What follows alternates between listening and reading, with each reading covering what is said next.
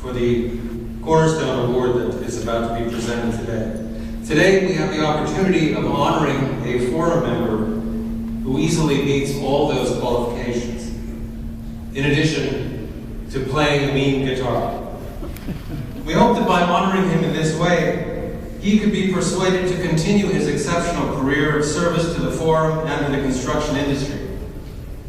And to those of you who don't know today's honoree, and we have many first-time attendees, I hope his story will inspire you to make today the beginning of a long, active participation in this fine organization. Alan Holt Gwynn, known as Holt to just about everybody, hails from the Tar Heel state of North Carolina. He obtained his undergraduate degree at the University of North Carolina and his Juris Doctorate at Wake Forest University. And as a newly minted lawyer, he became an assistant U.S. attorney in the Middle District of North Carolina. There he worked under U.S. Attorney Woody Tilley, who is now a U.S. District Court judge. North Carolina, you can become a federal judge even when your name is Woody. Today, Judge Tilley recalls that Holt, immediately upon being hired, was promptly assigned to a complex multi-defendant white-collar case in which he distinguished himself and obtained multiple convictions.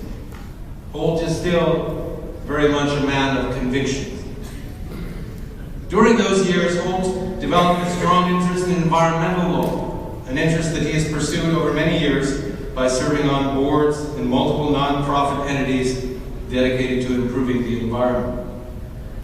From the federal prosecutor's office, Holt moved to the prominent lobbying firm of Patton Boggs, centered in Washington, D.C. It was there that he began developing the expertise in construction law that ultimately brought him a national reputation. It's also where he met Richard Connor and Jim Schenck, the partners who later joined him in founding the firm of Connor, Gwynn, Schenck, where he works in Greensboro, North Carolina. Holt Gwynn's services to this forum are really too numerous to recount in detail, and you'll be grateful that I have no intention of doing so. But I commend the curious to his firm website, or you can just ask anyone who's been active in this organization for at least 3 years and they can tell you a few stories. But as to the highlights, Holt first rose to prominence in this forum as chair of Division 10, the legislative division. He was recruited by other eminent forum leaders, including Larry Harris, Deb Bellotti, and Z. Claiborne. In addition to his division assignment, Holt undertook to write the regular legislative column in the Construction Lawyer. At that time, however, even after he was doing all those things, there were still a number of forum members who didn't recognize him. Strange considering that every article he wrote had his photo next to it. But he had one of those sort of artsy photos that was taken in half darkness. The Italians call it chiaroscuro, so that when you looked at it, you still wouldn't really recognize it, but you might think that the article was being written by some actor from the film noir era.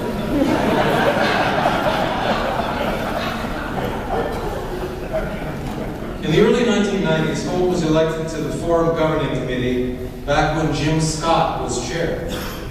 As the decade moved forward, however, the Forum began to encounter financial difficulties, no fault on Holt's part. By the time that Leslie O'Neill Coble became chair in 1997, the Forum was facing a financial crisis, which she inherited. Up till then, the Forum had relied on its 3 annual programs for all of its revenue, and attendance was not always sufficient to assure a profitable year. For example, critics pointed to a case where a lawyer from Seattle had convinced the Forum to gamble on a full program in Vancouver, BC, and had lost $12,000. Something about which he has never stopped hearing.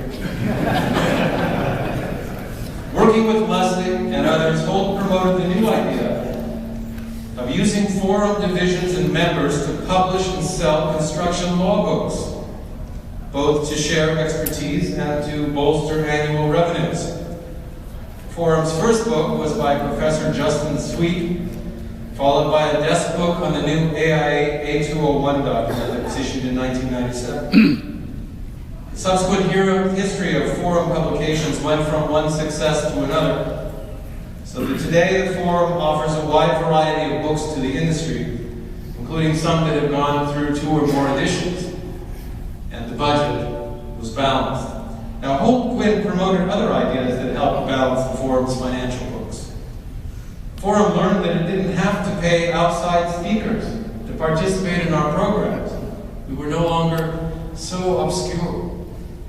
And leading consulting firms were eventually allowed to become sponsoring exhibitors, a role they now play very much today.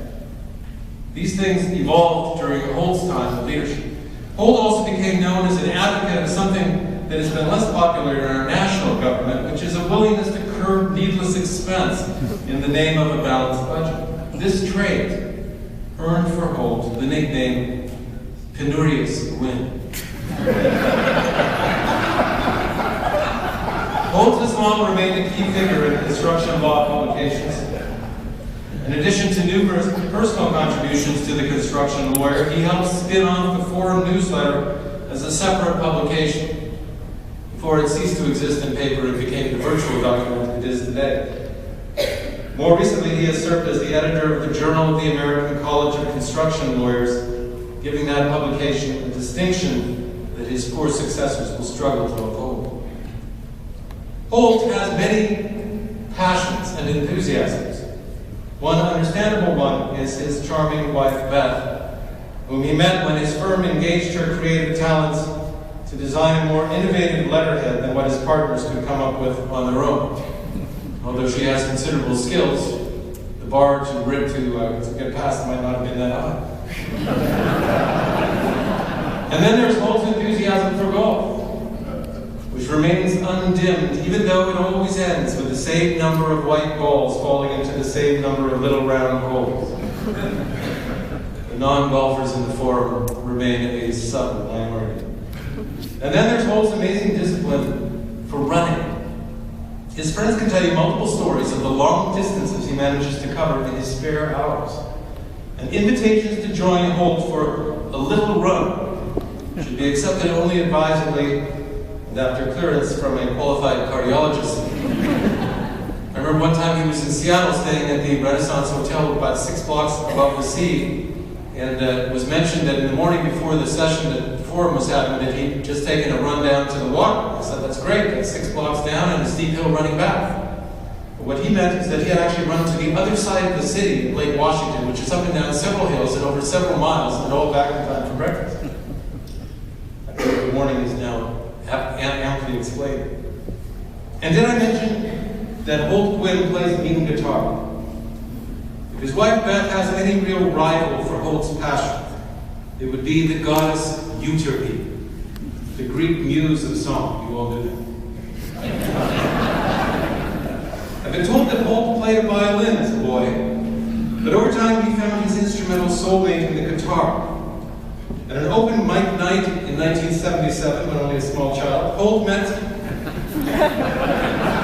another attorney musician, David Niblock of Winston-Salem. And over the years, Niblock and Quinn, I don't know why the other one got first billing, have performed gigs on a fairly regular basis at a variety of venues. They even opened shows for American blues rocker Delbert McClinton and for Sea Level, an offshoot of the Allman Brothers band. They recently played as part of an outdoor lunch concert series sponsored by the city of Greensboro. Thus, Holt has long been and continues to be a man of note.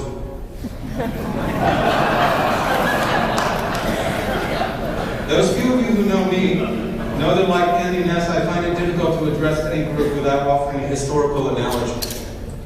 Someone who comes to mind when thinking of Holt Quinn is the most famous lawyer of the ancient Roman Republic, an energetic and thoughtful humanist whose essays and career were widely known by students of every generation until the Latin language faded from vogue. That Roman lawyer also began his career with criminal prosecutions, but later moved to national prominence and achieved the pinnacle of leadership when he was elected consul of Rome in 63 BC. Marcus Tullius Cicero was not born into one of the great families of Rome. He was what the Romans called a new man from a small hill town called located around 100 kilometers southeast of Rome. His name Cicero, or the scholars tell us might have been pronounced Cicero, actually meant chickpea, apparently because one of his ancestors had a nose in that shape. In Welsh, the name Gwyn has the more attractive meaning of fair or blessed. Holt is certainly fair, and I guess after today's award he could be said to have been blessed. In any event, Marcus Tullius Cicero, like Alan Holt Gwyn, received a good education and ultimately built a fine career, both in law and as a national leader. As counsel in many celebrated cases, Cicero understood the vital role played by lawyers. He wrote, "The magistrates are the ministers for the laws, the judges their interpreters, the rest of us are servants of the law, that we all may be free." At the end of his career, Cicero had a little falling out with Julius Caesar and retreated to his country villas. When Holt wants to get away from it all, he has his own more rustic equivalent, a log cabin that he rebuilt out of a tobacco barn on an old family farmstead in the hills of Virginia. What distinguished Marcus Tullius from others of his generation were his diligence, his energy, and his deep care for the institutions that he worked to preserve. Holt Gwyn has also inspired many others in this forum, including myself, with the sincerity of his friendship, a quality much rarer than it should be in our professional lives today.